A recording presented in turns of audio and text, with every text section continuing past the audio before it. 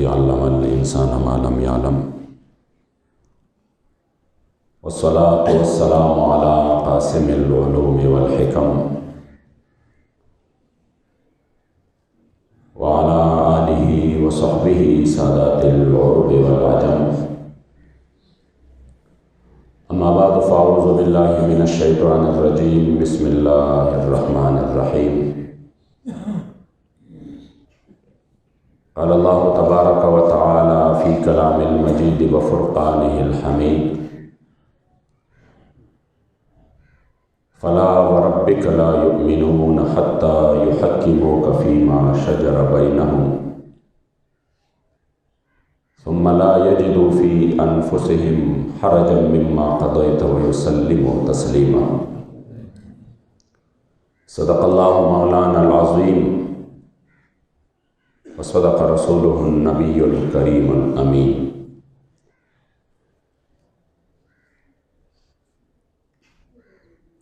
हज़ार हज़ार आलम दरस्ता के हर आन महबूबा लुगे लुगे कड़म शनसिब मिदा ईमान महबूबा। द कायनात जुमला ज़र्रे कमी रूह नकली रब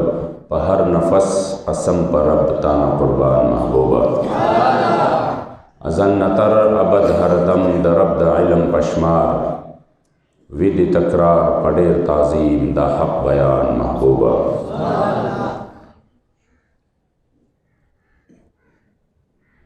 अल्लाहु तबारक व तआला फ़ी शान नबिय्यिना मुख़बिरन व आमिरा इन्नल्लाहा व मलाइकतहु युसल्लूना अलन नबी या अय्युहल्लज़ीना आमनू सल्लु अलैहि व सल्लिमू तस्लीमा। शौक़ व मोहब्बत से अल्लाहुम्मा सल्लि अला सय्यिदिना व मौलाना मुहम्मदिन व आलिहि व इतरतिहि बिअददि कुल्लि मालूमिन लक। अल्लाहुम्मा सल्लि अला मुहम्मदिन तिबिल क़ुलूबि व दवाइहा व आफ़ियतिल अब्दानि व शिफ़ाइहा व नूरिल अब्सारि व दियाइहा व क़ूतिल अरवाहि व ग़िज़ाइहा व अला आलिहि व सहबिहि व सल्लम सलातन व सलामन अलैका या सय्यिदी या रसूलल्लाह व अला आलिका व अस्हाबिका सय्यिदी या रहमतल लिल आलमीन। क़दरदानो मशरानो कशरानो रब लायज़ाल और रब बेनियाज लाख लाख शुक्र नदी चमुंगा तासोए दोन जहान द सरदार आक़ाए नामदार अख़पल उम्मत गमख्वार अख़पल करीम आक़ा सल्लल्लाहु अलैहि व आलिहि वसल्लम उम्मत के मोमिनान मुसलमानान पैदा करी अल्हम्दुलिल्लाह। स्ता सोड़ांदे में कुरान अज़ीम शान ना मुख्तसरा लेकिन डेर ज़ियाता मुक़द्दस हिस्सा तिलावत करा। हज़रत सैयदना ज़ुबैर रदी अल्लाह ताला अन्हु दयो अंसारी सहाबी पटी उबो बांधे मियंस के खबर अतरे रागले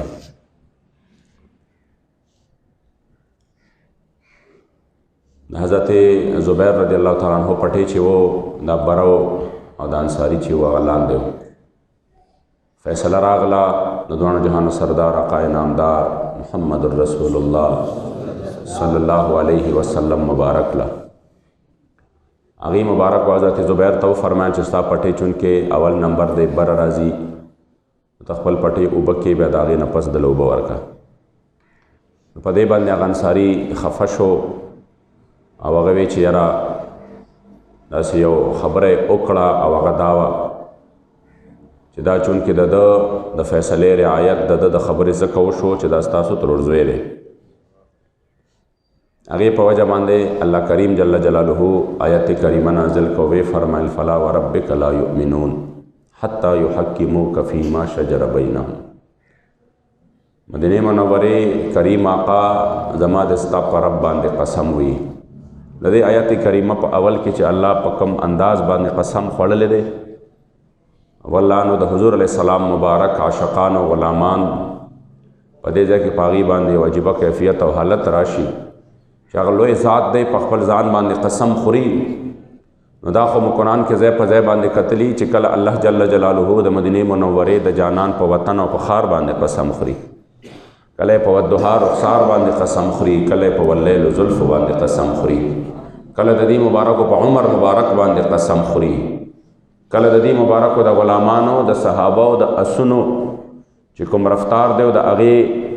په هغې خپو سره چې کومې دوړې او کومې سپرغۍ اوچتېږي الله جل جلاله په هغې باندې قسم خوري. مګر عزتمندو دلته یو ناشنا کیفیت دی، هغه دا دی چې رب لا یزال په خپل ذات باندې قسم خوري، په خپل ځان باندې، نو په هغې په منځ کې ذات بابرکت د مدینې منورې د جانان مبارک راولي او فرمایي فلا وربک لا یؤمنون، محبوبه زما د ستا په رب باندې قسم وي، محبوبه زما د ستا په رب باندې قسم وي. خپل ځان یادوي، په هغې کې محبوب علیه الصلاة والسلام دا د عشق او د محبت او زما د کریم آقا د مقام او د مرتبې او داسې انداز دی چې په دې باندې امتیان چې دا واوري فخر به کوي، یا الله کریم ستا لاک لاک شکرونه دي چې موږ دې د دغسې هستی په امت کې پیدا کړي یو. الله کریم جل جلاله فرمایل تر هغه وخته پورې دا خلق مؤمنان مسلمانان نشي جوړېدی تر څو پورې چې محبوبه ته خپل حکم او خپل فیصلې والا مقرر کړي نه او ستا د فیصلې نه چې مخ واړو، ستا د فیصلې نه چا مخ واړو او چا دا ووایي چې زه د حضور علیه السلام مبارک فیصله نه منم او ستاسو مبارک کو چې کوم دی د فیصلې نه مخ واړو، فلا وربک لا یؤمنون، محبوبه دی چرې بیا چې کوم دی مؤمن نشي جوړېدی چې چا ستاسو خپل حکم او چا ستاسو ته ځان در وسپارو د هر څه چې کوم دی دغې تاسو مبارک وګڼلی او بیا تاسو یو فیصله وکړه او هغې فیصلې په وجه باندې د هغې په زړه کې د هغې دپاره څه قسمه په زړه کې څه شک شبه هم نه وي، نو پکار دادا چې دک انسان دا فیصله بغیر د منوانا بغیر د شک شبې نه تسلیم کی چې کومه فیصله د مدینې منورې جانان مبارک کړی. اوس عزتمندو زمونږ او ستاسو حالت دا دی چې صحابه کرامو خپل ژوند تابعینو تبع تابعینو ځکه حضرت سال فرمایي چې زما چې چا په خپل ژوند کې خپل هر یو حالت کې خپل ځان من لم یر نفسه فی ملک الرسول ولم یر ولایته علیه فی جمیع احواله لم یذق حلاوت سنته، چې چا خپل ځان په ټولو احوالو کې د حضور در ته ونسپاره نو د ایمان په شیرینۍ باندې ځان پوه نه کړ، د ایمان په خوږو باندې ځان پوه نه کړ. صحابه کرامو جن ته ګوره حضرت عمر فاروق رضی الله تعالی عنہ لا فیصله راځي، یهودي راځي یو مسلمان راځي او دې مبارک ته وایي چې زمونږ فیصله ته وکړه. عمر فاروق رضی الله تعالی عنہ ته یهودي وایي چې دا فیصله ستا نه وړاندې د مدینې منورې جانان ستاسو آقا او مولا زما په حق کې کړې ده، خدا په هغې باندې چې ځان ته مسلمان وایي خدای منافق دی په هغه فیصله باندې رضا نه دی، نو ځکه فیصله دی وایي چې حضرت عمر لوړو دی مبارکو تپوس وکړه چې ښه زما کریم آقا فیصله کړې ده ستا په حق کې وایي او کړې ده. دی مبارکو فرمایل ښه زه کور نه راوځم ستاسو فیصلې دپاره لاړه، توره راواغسته او بهر راووته سر یې قلم کړ، وایي چې څوک د حضور فیصله نه مني د عمر فیصله بیا د هغه په حق کې همدا ده. نن عزتمندو زمونږ په وړاندې د الله او د هغه د رسول د فیصلو هېڅ اهمیت نشته، هېڅ اهمیت نشته چې په دې مسله کې د الله قرآن څه فیصله کوي، د الله رسول څه فیصله کړې ده، صحابو څه فیصله کړې ده، تابعین او تبع تابعینو څه فیصله کړې ده. په دې پاکستان کې عزتمندو بله ورځ راسي یو عجیبه کیفیت دی او خلک چې کوم دی څو ډلې شوي دي او څوک کوئی اضطراب دی په ملک کې د دې فیصلې د لاسه، څوک پې خوشحالي مناوئ. تاسو په ذهن کې دا چې کله آسیا ملونې فیصله راغله، د آسیا ملونې د فیصلې نه پس علماء کرامو ښکاره چې کوم دی د دې فیصلې د منلو نه انکار وکړ چې کوم اولنۍ فیصله د سیشن او د های کورټ وه هغې وی چې هغه فیصله دی برقرار وساتلی شي، هغه حق فیصله وه په میرټ باندې وه. وروستو سپریم کورټ چې فیصله ورکړه هغې هغه سزا کل عدم کړه، مسلمانان را پاسېدل د هغې په حق کې چې کوم دی احتجاج وکړه، علما همدارنګې چې کوم دی بېشماره چې کوم دی په ټول وطن کې خلکو کې اضطراب و، حق علماو خبره و نه رلی شوه بلکې الټه چې کوم دی د هغې سره دغهبازي وشوه، واده خلاف ورزي وشوه، حکومتونو وعدې وکړې چې او موږ به داسې وکړو موږ به داسې وکړو، دغه ټولو خبرو نه رسته شو یو استراب و چې دا خو په وطن کې د حضور د عزت او د ناموس سودا وشوه. د هغې نه وړاندې د حضرت ممتاز قادری فیصله وه. په هغې کې د امت علماو دي ته بارها دلایل وښودل چې دا د حضور فیصله، دا د حضور د صحابو فیصله، دا د قرآن فیصله، چې ممتاز قادری چې دی نو ممتاز قادری به په دقې سلمان تاثیر په وجه باندې به دې څه نه کېږي، دی به په دې باندې قصاص کېږي نه، دی به دې باندې پانسي کېږي نه. هغې باره کې د قرآن او د شریعت او د حضور علیه السلام مبارک او د صحابو هغه 14 فیصلې وروستو شوې او دوی خپله فیصله وکړه او د شپې شپې دغه کار وکړه او سحر ته ممتاز قادری رحمت الله تعالی علیہ مبارک پانسی گاٹ ته بوت او دا مبارک شهید کو. ټول قوم چې کم دی راولګېد هغې وی دا فیصله ټیک نه ده. نو دا زمونږ استاسو دا ځان ته چې دانشور وایي او دا ځان ته چې کم نسبتونه کوي، دوی وی دا خو د عدالت فیصله ده او د عدالت فیصله به سر چشم مونږ ته تسلیم ده. د هغې نه پس چې کله د آسیا ملعونې فیصله راغله د رهایۍ، نو د آسیا ملعونې د رهایۍ په فیصله کې عدالت عظما فیصله ورکړه او د هغې فیصلې په حق کې چې کله د هغې فیصلې د نه منلو اعلان چې کوم دی چا وکړو، د حضور علیه السلام غلامان وکړو، احتجاج وکړو چې دا فیصله موږ نشو منلی، دا خو تاسو د مغرب په دباو باندې یو داسې فیصله وکړه چې ښکارا د الله او د هغه د رسول او د شریعت او د اسلامي قوانینو مخالف یو فیصله ده. نو یو قوم داسې دی چې اوس لګیا دی په عدالت پسې خبرې کوي او اوس لګیا دی چې عدالت داسې دی او خرڅ شوی دی او بکاو مال دی او فلان دی او ډینګ دی او مکه قوم موږ سره نښتې وغې وي دا د عدالت فیصله ده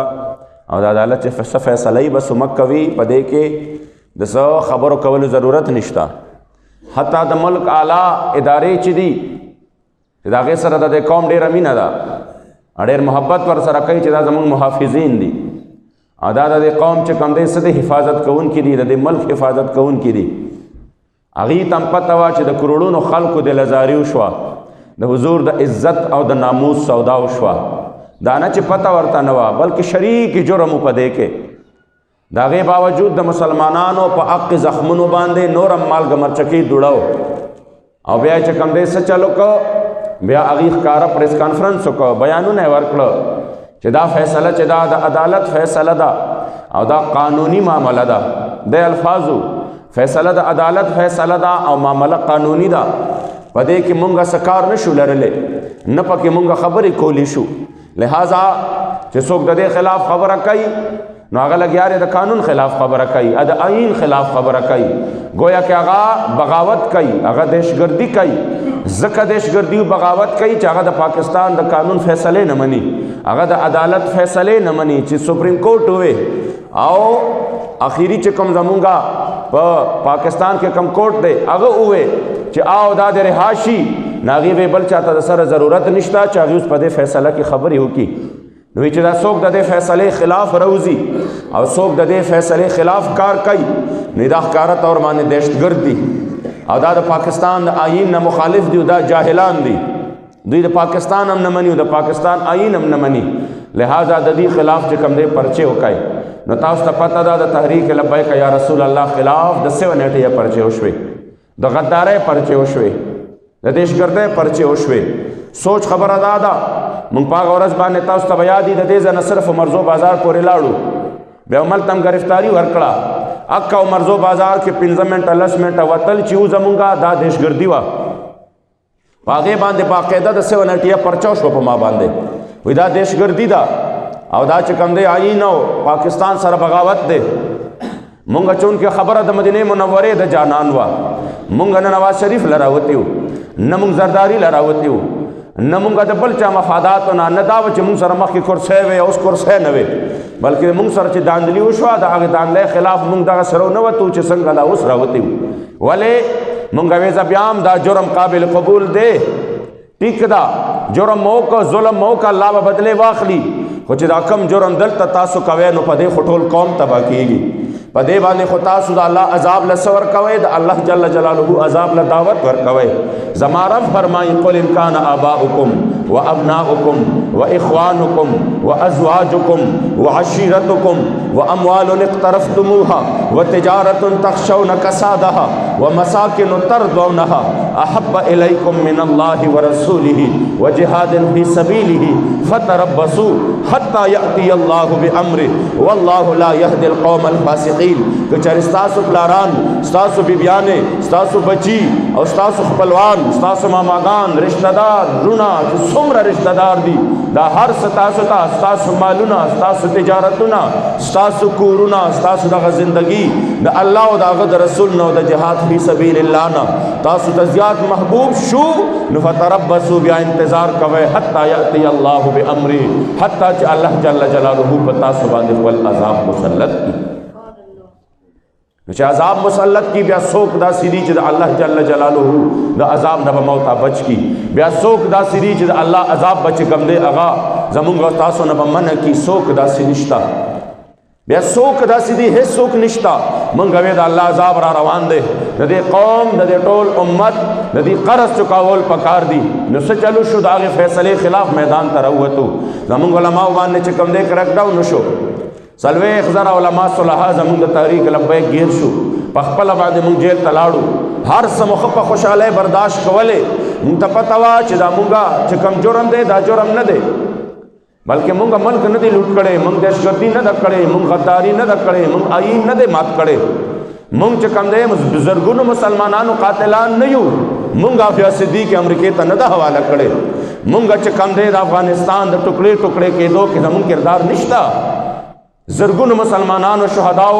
شهیدانو کې زمونږ کردار نشته. مونږ وې زمونږ جرم دا دی چې مونږ صرف چې کوم دی څه کړی دی،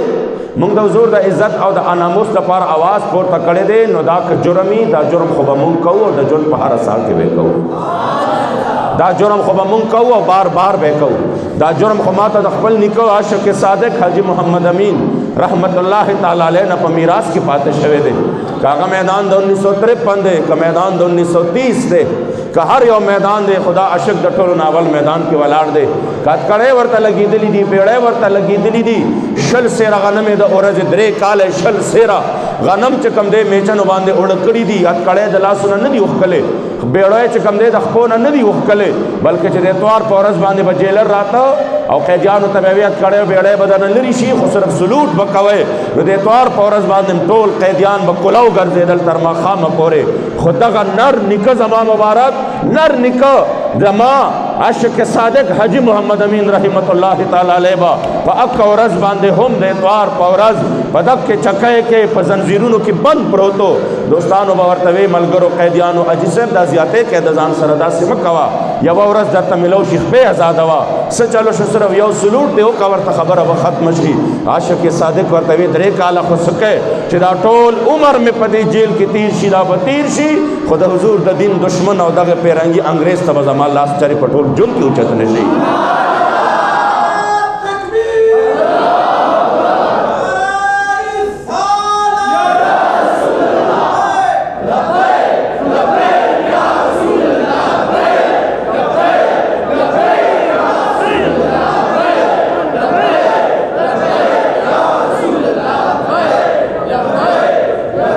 دا جرمی نو بس صحیح دا جرم زمون قبول دی، دا هیڅ خبره نه ده. خو مونږ له بیا چې کوم دی په داسې وخت کې چې کله مونږ ته په هغې باندې غداران ویلې کېدل چې دا تاسو د پاکستان د عدالت د فیصلې خلاف راووتی، او کومو خلکو دغه یهودیانو چې هغې ټول غبل راغستی و چې دا خو د عدالت فیصله ده، بس ټیک ده د عدالت فیصله ده، خبره ختمه ده. نن مکه خلک الله جل جلاله ډېر غیرتمند دی او دا الله نبی ډېر غیرتمند دی او الله جل جلاله ډېر غالب دی. والله عزیز ذو انتقام، الله جل جلاله بیا ډېر غالب دی. خپل محبوب علیه السلام مبارک چې د در خورو ته سپک کتلی دی، بیا هغه په دنیا کې ذلیل کړی دی. خلک به یو څه بل څه یادوي. موږ نه د غلو ډاکوانو سره یو چې خلکو وې دا فلاني خان به راځي د غلو ډاکوانو له به سزا ورکوي موږ الله دې وکړي چې ورکړي ورله الله دې وکړي چې چا د ملک قوم پیسه هړپ کړې دا چې دا ترې راوباسي الله دې وکړي چې دا وطن ترقي وکړي الله پاک دې وکړي چې کرپشن ختم شي الله دې وکړي چې دا ټول نظام ټیک شي مگر چې چا د مدینه منورې د جانان د در خور او تسبق کتل او سوال نه پیدا کیږي چې بیا هغه ملک سنبال شي یا دا ملک بیا ټیک شي یا دا ملک بیا ترقي وکړي چې کوم ملک د اسلام په نوم باندې جوړ شوی دی نو څه چلو شو عزتمندو هغه ورځې د یو ظالم خلاف فیصله راغله د هغې ظالم خلاف چې چا د امارت اسلامي چې چا چې کوم دی یو امارت اسلامي قایم کړی په خپلو وینو باندې او هغې د اسلام نظام او د اسلام جنډه چې دی په خپل وطن کې اوچته کړې وه اسلامي حدود یې نافذ کړي د هغې امارت اسلامي افغانستان د هغې خلاف چې کوم دی چا خپل د مسلمانانو طاقت استعمال کو خپل اډې ورله ورکړې په یو ټلیفون باندې د خپل وطن سودا یې وکړه عزتمندو نورې خبرې وروستو دي دغه د بزدلانو خبرې دي زما وطن سره به دا چل شوی او زما وطن به دا چل شو فلاني وطن بچ کو فلاني مونږ بچ کړو فلاني قوم بچ کو چې د یو مسلمان د یو نوک سودا راځي که نه د یو نوک اسلامي غیرت دی ته وایي زمونږ نه خو دا غیرت لرې شو ځکه مونږ دا خبرې کوو چې دا به دا قوم غرق شوی وي چې دا ټول قومونه د مسلمانانو د یو نوک په سودا باندې مغسته کیږي چې ما سره صرف د مسلمان د یو نوک سودا وکا نو ستا وطن به بد شي چې په چا کې غیرت وي چرې به دې سودا ته په چا باندې مونه ګوري پوهېږې دې باندې دا د غیرت خبرې دي او چا چې کوم دی بیا څه چلو کو د بېګناه زرګونو بېګناه مسلمانانو قاتل وګرځېدو او څوک چې کوم دی څه چلو شو د هغې مغرب دپاره د دې د خپل کور ګواهی دي د دې د خپل کور ګواهی دي د دې ریټایرډ جرنیلان د هغې کتابونه لیکلي دي او د هغې د کتاب یہ خاموشی آخر کب تک ما سره د یو میجر ریټایرډ کتاب دی یہ خاموشی آخر کب تک جنرل شاهد عزیز اقا کتاب تاسو وګورئ هغې وی چې دا بش راغی او دې مشرف ورته د خپلو مسلمانانو د لوڼو 12 قسمه ډانس وښو نو په هغې کې چې کوم آخري ډانس و آخري ډانس نو هغه مکمل اوریا ډانس و چې کوم آخري دی د خپلې لوڼه ورته د خپل قوم پیش کړی مکمل اوریا ډانس و نو چې کله بش پاسېدو نو په دې مخ باندې یو شیطاني خندا راغله او دته یې داسې چلو کو مطلب یې دا و چې تا دومره د غیرت سودا وکړه چې د خپل لوڼه دې ما ته چې کوم دی بربنډې وګډولې نو بس ما چې څه غوښتل هغه شوي دي په دې وطن کې چې چا د بې غیرتۍ او د بې حسۍ او د بې ضمیرۍ داسې فیصلې کړي دي چې دا قوم د همیشه دپاره په هغې باندې سر نګون دی چې د هغه په حق کې فیصله راغله د هغه په حق کې کله فیصله راغله هغه خلک چې هغې مونږ ته د آسیا ملونې په فیصله باندې د عدالت په فیصلو احترام خو چې هغې مونږ ته دا وې حالان کې ټول قوم ته پته وه دا فیصله په میرټ ده هغه په میرټ باندې نه وه دا فیصله چې دا په حق باندې ده هغه په حق باندې نه وه په هغې فیصله کې ښکاره کم د میرټ چې وه هغه د پاکستان سیشن او های کورټ چې کومه فیصله کړې وه اعتراف جرم شوی و هر څه چې کوم دی چې کوم د دې کیس چې څنګه پروسس و دا چلېدلی و بالکل په صحیح انداز کې چلېدلی و مسلمانانو د طرفه یو ځای کې احتجاج نو شوی بل څه نو شوی ومکه خلکو مونږ ته وې د عدالت د فیصلې ته کوم دی څه وکړئ د هغې احترام وکړئ او که چا د دې خلاف احتجاج وکړو نو هغه د آیین غدار دی هغه د ملک و قوم غدار دی مونږ وې د آیین او د ملک و قوم غدار به ستاسو په وطن ستاسو په ذهن باندې کیدی شي مگر چې چا د دې فیصلې خلاف وکړو هغه د مدینه منورې د جانان رښتونی عاشق کیدی شي هغه زما د کریم آقا رښتونی غلام کیدی شي هغه د امریکې وفادار نشي کېدی چې چا د حضور د عزت سودا وکړه مونږ د دنیا د ټولو نه لوی غدار هغې ته وایو عجیبه خبره ده چې ملک او قوم سره څوک غداریو کې غدار دی چې د حضور د عزت او ناموس سره غداریو کې غدار نه دی دا د ملک او قوم عزت ډېر دی که زما د جانان مبارک عزت ډېر دی یو انسان چې د قوم کې د نورو دپاره مخبري وکړي وایي دا غدار دی مونږ هم وایو غدار دی و مکه سړی د حضور په ختم نبوت باندې حملاور دی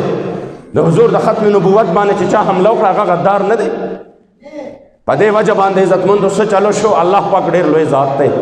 الله بدلې اخلي نه نکه دواړه ظالمان چې چا د حضور د درخور او تسپک کتلي دي په خپل منځ کې یو بل سره ورغلل اوس که دا خبرې مونږ کوو مونږ نه هم غداران جوړوي ما ته پته ده که کله دې داسې خبره وکړه چې د دې قوم فلانې ادارې دا خبره ټیکو نه کړه بیا هم غدارې ولې دا هغه مقدس ګای دی د دې خلاف څه نشي ویلی هغې که ملک لوټ که څه نشي ویلی هغې که د ملک آیین ټوکړې ټوکړې که څه نشي ویلی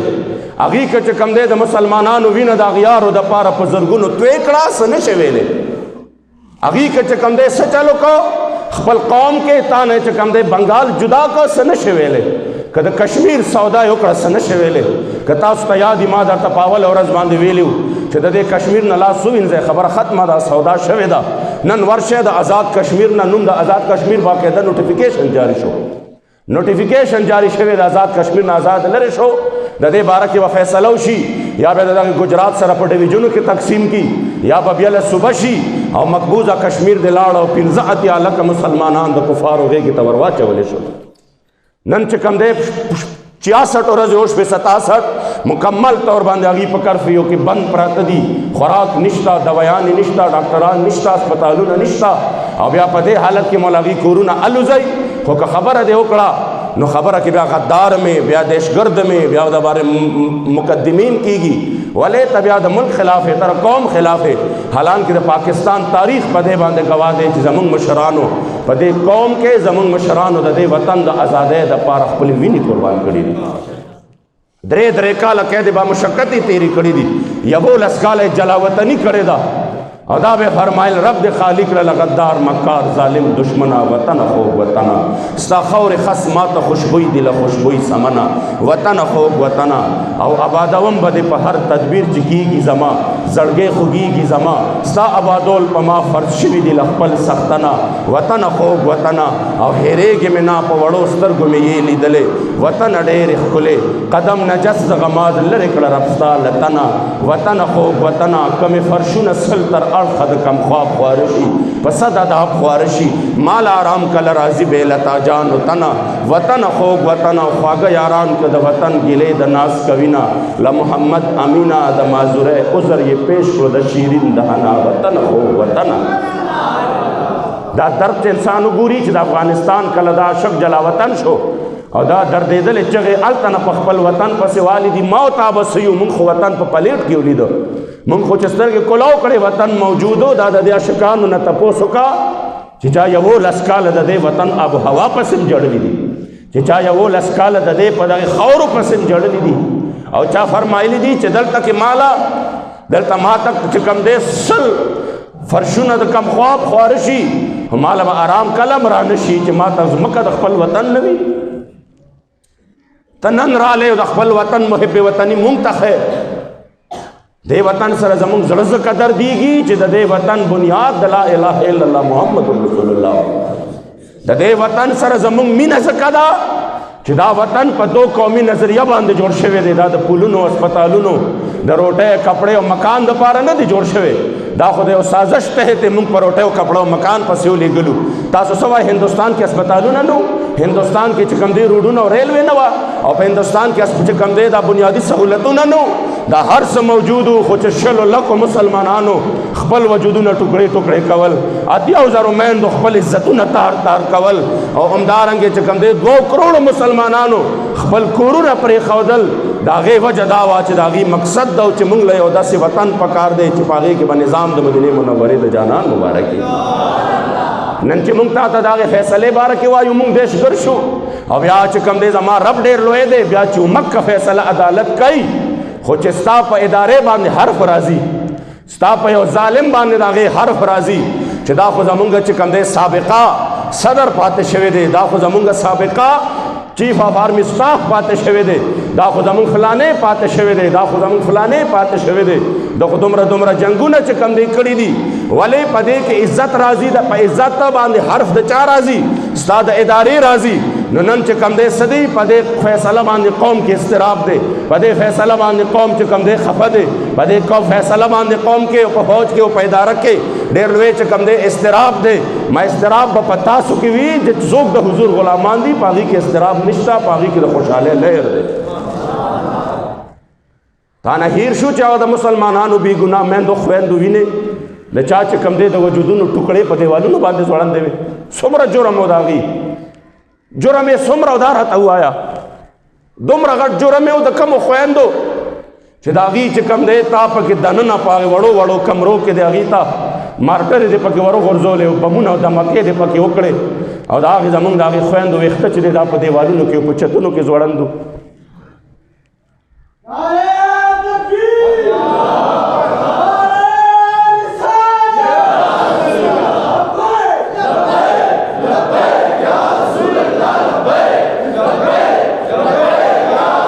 عزتمندو بس خبره ختموم وخت مختصر دی خبره ختموم خو دومره درته وایم چې دا دوروخي اکه هر څوک کوي چې هر څوک کوي د ټولو نه اول دا وه چې کله داسې عملونې فیصله راغله چې د کوم قوم نه زمونږ د کوم ادارې نه زمونږ د یو د ادب د احترام رشته وه یو د محبت رشته وه پکار دا وه چې هغې خپل فرض ادا کړی وی هغې ویلې وی چې آو په دې فیصله کې زمونږ په دغه کې هم ډېر لوی اضطراب شته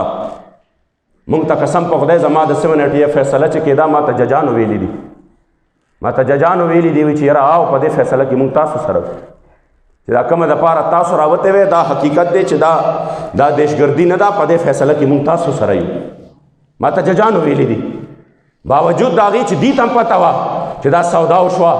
خو افسوس دا د حضور د عزت سودا کیږي په هغې کې په اداره کې هېڅ اضطراب نشته مونږ جړی دغه خبرې په هغې کې چې کوم دی د ملک په دومره اعلی او محترمه اداره کې هیڅ قسمه اضطراب نشته بلکې خبر راځي الټا د هغې په حمایت کې او چې څوک د هغې خلاف روزي هغې ته جیلونه دي او چې کله د یو غدار وطن غدار اسلام باره کې فیصله راځي نو بیا اضطراب دی نور قوم چې کوم دی الحمدلله بیدار شوی دی په دې خبرو باندې قوم نه دوکه کېږي مونږ دا نه وایو چې مونږ د ججانو نم خوشحاله و مونږ د فلانو نم په دې جرم کې ټول شریکو ځکه الله ټول په دغې قهر و غضب باندې اخته کړه جرم کې ټول شریکو مونږ صرف اور صرف دا وایو چې د قوم له پکار دی چې د غیرت معیار صرف اور صرف یو وساتي د غیرت معیار یو ساتي هغه د ذات بابرکت د مدینې منورې جانان مبارک او د دغې در نه خپل ځانونه قربان کړي نن عزتمندو چې کله مونږ خپل مشران مخې ته راوستل دا زما پارټي ده دا زما مشر دی دا زما کشر دی دا زما رشتہ دار دی دا زما خاندان دی دا زما یاران دی دا زما دوستان دی نو دا حالت دی چې دا مونږ پکې ګیر یو فتربصوا حتی یأتی الله بامره بیا د الله عذاب په مونږ باندې راغلی دی که څوک دا وایي چې کم دی عذاب زمونږ خو کورونه اوچت نه شو چې واپس راوغورځېږي که څوک دا وایي زمونږ خو شکلونو نه چې کم دی شادوګان جوړ نه شو عذابونه خو مونږ کتلي په نورو امتونو باندې د چا به کورونه اوچت شو د چا به شادوګان خنزیران جوړ شو چا نه به چې کم دی څه چلو شو د چا نه به شادوګان خنزیران او د چا باندې به داسې هوا راغله چې ټول قوم به تباه شو چا باندې به داسې اوبه راغلې د هر څه نه چې بچې او دا ټول جرمونه نن شته چې په کوم باندې یو امت الله نیولې دی مجموعي طور باندې هغه ټول ګناهګار او ټول جرمونه نن شته په دغې امت کې او بیا هم دا نه راځي دا هر څه دا خو برکت د مدینې منورې د جانان مبارک دی دا خو خاطر د مدینې منورې د جانان مبارک دی ملک سرعام چې کم دی څه کېږي د آئین مذاق اړاویږي د شریعت مذاق اړاویږي د اسلام مذاق اړاویږي د حضور د عزت او د ناموس سوداګانې کېږي ښکارا ویډیوګانې راشي ډزه ډزه ډزه د ماشومانو په وړاندې د هغې والدین چې کوم دی په وینو کې لت پت پراته وي د هغې فیصلې رالې په یو اداره کې مې اضطراب رانغی چې دا ولې آزاد شو د عدالتونو غلطه فیصله وکړه او چې د چا جرمونه د نور نم زیات واضحه دي په هغې اضطراب دی او بیا د هغې دپاره عجیبه عجیبه دلایل دي دا کار کړی دی نو شیطان څومره زره کاله عبادتونه کړي دي او دا تاسو چې والا بعضې وخت د دې نه مخکې یو سړی پانسي کړ نو هغه خو به هم ډېرو جنګونو کې شرکت کړی هغه خو به هم تاسو چې کم دی څه کړی تاسو سره ډېر وخت تېر کړی نو چې د انډیا سره ملاو شو نو بیا خو په کار د غدارۍ دلته کې هم غدار نه وې ځکه چې دی خو تاسو سره پاتې شوی دا دوهره معیار نه دی الله پاک مونږ وساتي او الحمدلله ما درته اولې ورځې نه ویلي چې چا د حضور د در خاورو ته سپک کتلي دي انشاءالله مونږ په خپلو سترګو باندې په دغې دنیا کې به که خیر د هغې څه ګورو